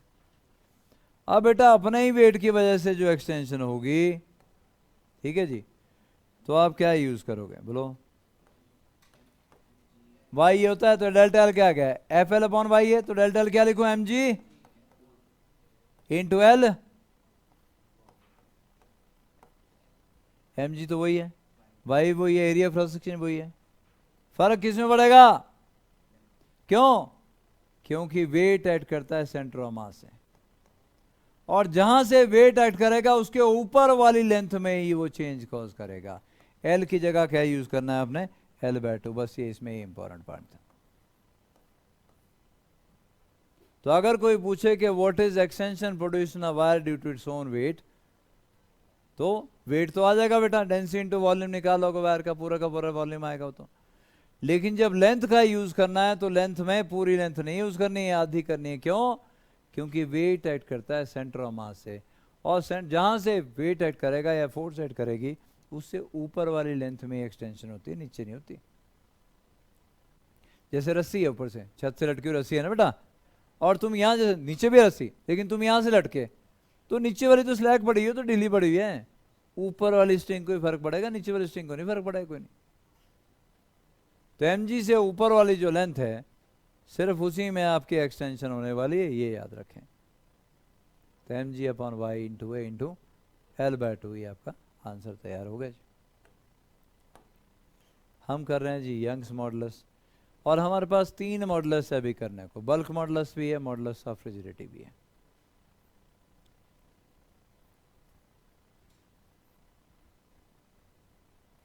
हमने देखा क्या कि कोई रॉड है वो स्प्रिंग की तरह बिहेव करती है। जैसे ही बल्क मॉडुलस में जाएंगे ना, अच्छा एक चीज़ और, लेंथ में चेंज कहाँ होता है? अरे सॉलिड में होता है भाई। कहाँ? सिर्फ सॉलिड में। तो Young's modulus is applicable for solids only. ये नोट कर लें, जहाँ भी यंग्स मॉडुलस लिखा था, Young's modulus is defined for solids only. क्योंकि लेंथ में चेंज सिर्फ सॉलिड में आता है। कि तुम में से किसी ने पानी की भी लेंथ बढ़ाई है, पकड़ के हाथ में पकड़ा और पानी की लेंथ बढ़ा दे, या गैस की लेंथ कम की हो? नहीं। तो लेंथ में अगर चेंज आता है तो सिर्फ सॉलिड में आता है बेटा, और सॉलिड में आने का मतलब है कि यंग्स मॉडुलस सिर्फ और सिर्फ सॉलिड्स के लिए डिफाइन होता है। लेकिन वॉल्यूम में चेंज वो तो सॉलिड में भी आता है, वो तो गैस में भी आता है। गैस सिलेंडर के अंदर तुम वॉल्यूम में चेंज कर सकते हो, और गैस उसका अपोज भी करती है, यार मेरा चेंज मत करो भाई, मैं वॉल्यूम अपनी ओरिजिनल वॉल्यूम रीएक्वायर करूँगी। लिक्विड में भी बहुत कम लाया जा सकता है, तो इसका सॉलिड में भी आता है। अगर सॉलिड को आप कंप्रेस करोगे ना बहुत बहुत ज़्यादा फोर्स से, तो उसके वॉल्यूम में चेंज लाया जा सकता है, और वो उस वॉल्यूम में चेंज को वो रेजिस्ट करता है ना बेटा। हमारा पर्पज़ है रेजिस्ट कर रहा है कि नहीं कर रहा है। हम वॉल्यूम में चेंज लाने की कोशिश करेंगे, वो रेजिस्ट करेगा कि मेरे वॉल्यूम में चेंज नहीं। जैसे स्प्रिंग होता है, स्प्रिंग की लेंथ बढ़ाने की कोशिश करोगे, स्प्रिंग मना करता है, बहुत खबरदार मेरी लेंथ बढ़ाई तो। और जैसे ही फोर्स रिमूव करोगे, स्प्रिंग अपनी नेचुरल लेंथ फिर रीएक्वायर कर लेता है। तो सॉलिड का वॉल्यूम अगर तुम खींच के बढ़ाना चाहो, हाँ कोशिश कर लो, लेकिन जैसे तुम डिफॉर्मिंग फोर्स हटाओगे, सॉलिड का वॉल्यूम फिर उतना ही हो जाएगा। तो bulk modulus of velocity will be defined for all the 3 states of matter, solid के लिए भी, लिक्विड के लिए भी, गैसेस के लिए भी। क्या मैं आगे चलूं?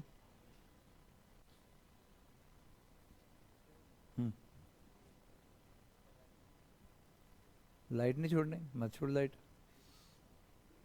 वैसे लाइट छोड़ता है तुम बीच बीच में। नहीं तो सपोर्ट में क्या करना है, तो बोल रहा है बोले लाइट नहीं छोड़नी, मत छोड़।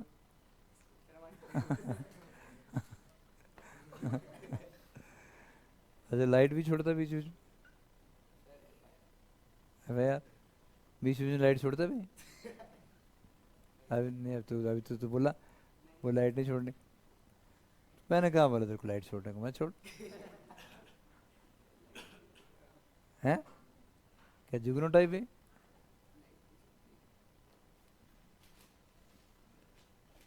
बस थोड़ी देर में छोड़ रहा हूँ बेटा, एक टॉपिक तो खत्म हो जाए कम से कम। टॉपिक बीच में अधूरा नहीं ना छोड़ सकते, जानते हो तुम। क्या इतना हो गया? हमने सिर्फ यंग्स मॉडुलस किया, अभी थर्मल स्ट्रेस अभी तुम्हें नहीं करवा रहा हूँ, ये थर्मोडायनामिक्स करने के बाद तुम्हें आएगा। ये भी नहीं करवा रहा हूँ। चलो, breaking force and breaking stress, ध्यान से सुनिएगा। ब्रेकिंग फोर्स अलग चीज़ है, ब्रेकिंग स्ट्रेस अलग चीज़ है। ब्रेकिंग स्ट्रेस कांस्टेंट होता है, किसी मटेरियल के ऊपर डिपेंड करता है। ब्रेकिंग स्ट्रेस किसी मटेरियल के लिए कांस्टेंट होता है। स्ट्रेस क्या हुआ? Force acting per unit area. It depend upon type of material only and it is independent of length और एरिया ऑफ क्रॉस सेक्शन। तो आपका जो ब्रेकिंग स्ट्रेस है बेटा, ध्यान सुनो भाई, आपका जो ब्रेकिंग स्ट्रेस है वो सिर्फ मटेरियल के ऊपर डिपेंड करता है। ऐसा नहीं है कि बोलोगे आप फोर्स बढ़ाई तो एरिया उतना ही है तो स्ट्रेस बढ़ गया ना। तोड़ने का, किसी मटेरियल को तोड़ने के लिए जो स्ट्रेस चाहिए वो मटेरियल के ऊपर डिपेंड करता है, वो कांस्टेंट होता है एक पर्टिकुलर मटेरियल के लिए। याद रहेगा बेटा, ब्रेकिंग स्ट्रेस तोड़ने के लिए जो स्ट्रेस चाहिए वो किसी मटेरियल के लिए कांस्टेंट होता है।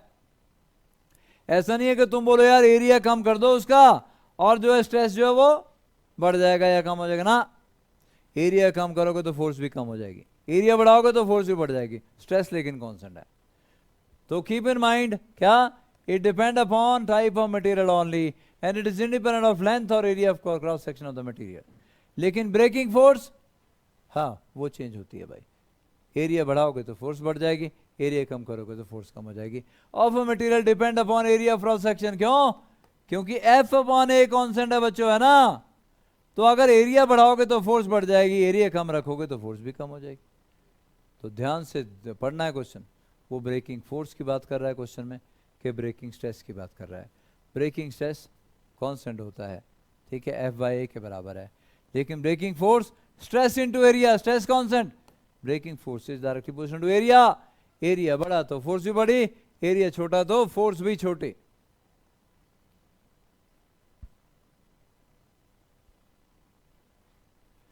कोई आपको बोलता है find length of wire which break under its own weight, अपने वेट के अंदर टूट गई बोले wire. Find length of a wire which will break under its own weight. Breaking stress क्या होता है बेटा, तो कांस्टेंट है ना, mg divide by area. Mass क्या होगा, वॉल्यूम इनटू डेंसिटी ना। वॉल्यूम क्या बनेगा, area into length, volume into density, mass into G upon A, cancel. तो यहां से ब्रेकिंग स्ट्रेस तो कांस्टेंट है बेटा, कितना आ गया, लेंथ, लेंथ आ गया breaking stress divide by rho into G. Breaking stress जो भी होगा डिवाइड बाय रो कर दो, डिवाइड बाय जी कर दो, ब्रेकिंग लेंथ आपके निकल आएगी। बिल्कुल अपने दिमाग में रखें कि ब्रेकिंग फोर्स वो एरिया के ऊपर डिपेंड करती है, लेकिन ब्रेकिंग स्ट्रेस सिर्फ मटेरियल के ऊपर डिपेंड करता है। कोई मटेरियल अगर है वो चाहे, जैसे कॉपर का है सपोज, तो कॉपर की एक बहुत पतली सी वायर है, एक बहुत मोटी सी वायर है, दोनों के लिए ब्रेकिंग स्ट्रेस सेम है। जिसका एरिया छोटा उसको फोर्स भी कम चाहिए, जिसका एरिया बड़ा उसको फोर्स भी ज़्यादा चाहिए, क्योंकि ब्रेकिंग स्ट्रेस कांस्टेंट। चलो बच्चों आगे।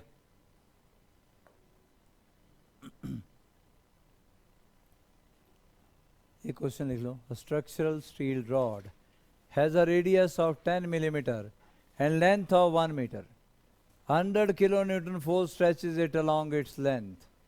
Calculate stress, number 2 elongation and number 3 strain on the rod.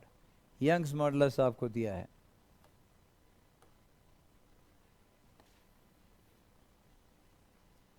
ये आपके पास एक रॉड है और आपसे कहा यह गया है कि इसके ऊपर एक फोर्स लगाई गई, और वो फोर्स कितनी थी बेटा, 100 किलोन्यूटन, मतलब 100 इंटू 10⁻³ तो 10⁻⁶ हो, कितना हो गया 5, है ना बेटा। 10⁻⁵ न्यूटन की फोर्स आपने लगाई। लेंथ कितनी थी, 1 मीटर।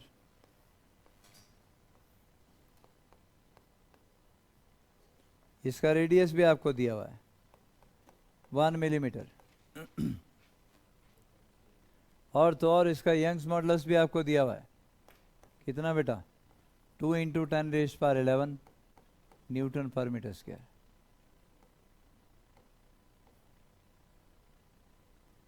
क्या पूछता है जी, स्ट्रेस पूछता है सबसे पहले। क्या बेटा स्ट्रेस, बोलो भाई, force acting per unit area. F भी आपके पास है, पाई भी आपके पास है, आर भी आपके पास है। दूसरा डेल्टा एल बेटा, क्या आएगा डेल्टा एल,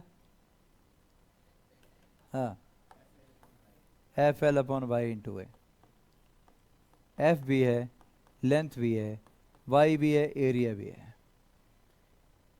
तीसरा स्ट्रेन पूछता है, डेल्टा एल अपॉन एल। आ जाएंगे ना बेटा,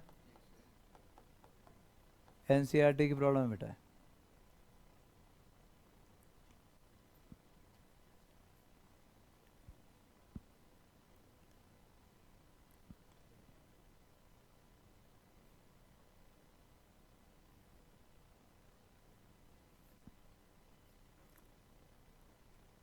अगली प्रॉब्लम देख लो। Copper wire of length 2.2 metre length दी हुई है, steel wire of length 1.6 metre उसकी लेंथ भी दी है, both diameter 3 mm are connected end to end when stretched by load the net elongation is found to be 0.7 millimetre, obtain the load applied. क्या इसको कर पाओगे? दो वायर हैं, एक और ये दूसरी, दोनों की लेंथ अलग है।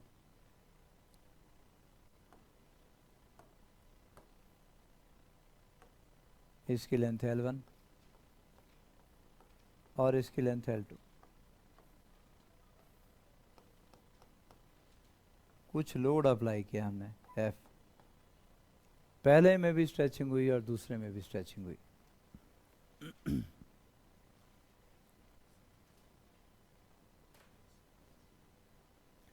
नेट इलांगेशन, हम ये मान के चल रहे हैं कि दोनों के ऊपर लोड सेम होगा, क्योंकि वायर का मास दिया नहीं है हमें, ना डेंसिटी हुई है ना, मतलब वायर जो लोड अप्लाई किया उसके कंपैरिजन में काफी मास छोटा होगा, तो इसका मतलब जो फोर्स नीचे वाले के ऊपर वही फोर्स ऊपर वाले के ऊपर। कुछ स्प्रिंग का याद है बेटा? ऐसे जैसे दो स्प्रिंग आप कनेक्ट करते थे वो सीरीज में हुआ करते थे, ये तो सीरीज कॉम्बिनेशन ऑफ स्प्रिंग हो गया है ना बेटा, ये सीरीज कॉम्बिनेशन ऑफ स्प्रिंग हो गया। और इसका स्प्रिंग कांस्टेंट अगर K1 है और इसका K2 है, तो इक्विवेलेंट स्प्रिंग क्या बनेगा सीरीज में? 1/K equal to 1/K1 plus 1/K2।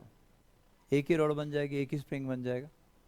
उसका डेल्टा एल हम निकाल सकते हैं, वो डेल्टा एल कॉम्बिनेशन का दिया हुआ है आपको। K1 कितना आएगा? YA अपॉन L1 के बराबर, YA1 अपॉन Y1। अलग है ना मटेरियल? हाँ अलग है, एरिया भी से अलग अलग है, हाँ एरिया सेम है दोनों का, तो ठीक है। Y1 A अपॉन L1 और K2 Y2 A upon L2।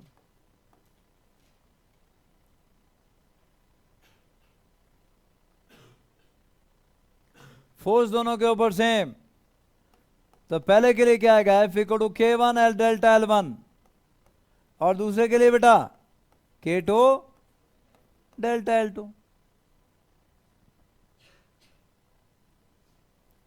तो आपके पास आ गया K1 upon K2 equal to delta L2 upon delta L1। मेरी बात समझ रहे बेटा? K1 आ गया ये Y1 A अपॉन L1 है ना, तो ये बना Y1 अपॉन L1 और ये बना Y2 upon L2 equal to delta L2 upon L1। सब कुछ नोन है बेटा, Y1 L2 भी नोन है, L1 Y2 भी नोन है, delta L1 upon delta L2 आ जाएगा यहाँ से, बच्चों आ जाएगा। और दिया क्या हुआ है? और कुछ और दिया क्या? दिया है delta L1 plus delta L2 भी दिया है आपको। कितना बेटा? 0.7 millimetre, 0.7 into 10⁻³ metre. Copper wire of length 2.2। ये बेटा अच्छा टेबल से उठाने तुमने, जो टेबल था ना पीछे एनसीईआरटी वाले में जो प्रॉब्लम है ध्यान रखना, जो करोगे ना उसने टेबल दिया है शुरू से, वो तुमसे एक्सपेक्ट करता है कि यंग्स मॉडल्स वहाँ से उठाओ। जैसे मेरा टेबल था ना पीछे, वैसे एनसीईआरटी में टेबल बना हुआ है, कॉपर का क्या वाई है, स्टील का क्या वाई है, वो वैल्यू वहाँ से उठानी है, आ जाएगा। ये भी गिवन है, यहाँ से डेल्टा L2 निकालो, इसमें डालो, डेल्टा L1 आ जाएगा, डेल्टा L2 फाइंड आउट करो। दो इक्वेशन बन गई ना, डेल्टा L और L1 और डेल्टा L2 की दो इक्वेशन आ गई। डेल्टा L1 भी निकलेगा, डेल्टा L2 भी निकलेगा। तो अपना दिमाग थोड़ा सा अगर आप स्टेबल रखोगे तो चीज़ें आसान है, कुछ मुश्किल नहीं है। स्प्रिंग की तरह ट्रीट करना है बस।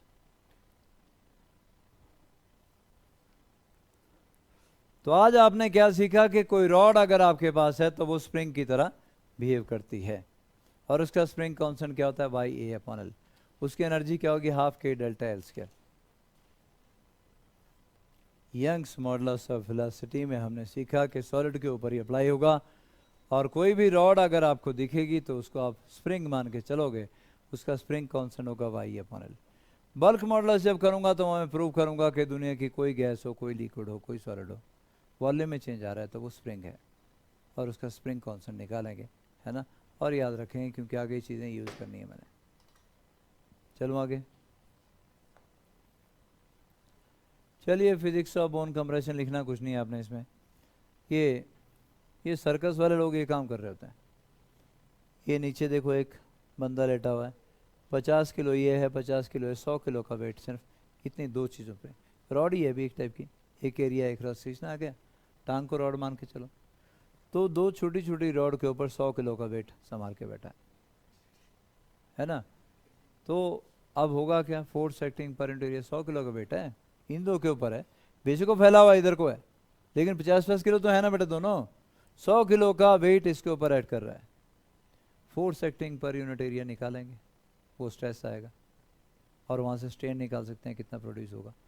विद इन इलास्टिक लिमिट नहीं होगा तो हड्डियाँ टूट जाएंगी, क्योंकि दो टांगे थी इसलिए बच गया, एक के ऊपर सारा लोड आया होता तो शायद हड्डी टूट सकती थी। तो यहाँ पर इसने क्या बोला कि एक टांग के ऊपर डेल्टा एल कितना आएगा, एफ एल नॉट अपॉन ए, ये 4.1 इंटू 10⁻⁵ मीटर। तुमने लिखना नहीं है, वैसे ही एग्जाम्पल के लिए दिया है, बिल्कुल रियल एग्जाम्पल है।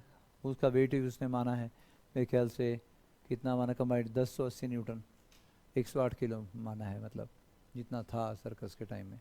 आप 54 किलो के, 50 किलो के मान लो, 100 मान लो खुद ही। तो डेल्टा एल कितना है बेटा, 4.1 इंटू 10⁻⁵ मीटर। इतना कंप्रेशन हो चुका है उसकी टांगों में, कितना, इतना, पर ये निग्लिजिबल है, 10⁻⁵ मिलीमीटर से भी काफ़ी कम रेंज में है, इसलिए कोई फ़र्क ज़्यादा पड़ा नहीं। पर हाँ, अगर ज़्यादा वेट होगा, ज़्यादा कंप्रेशन होगा, फिर दिक्कत वाला काम है।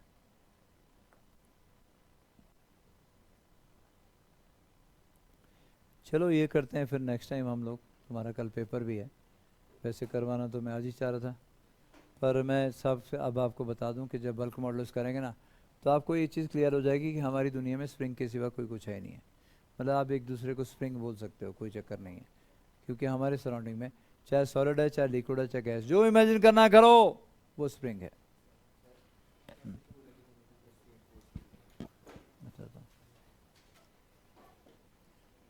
अटेंडेंस डाल देना भाई ऑनलाइन वालों।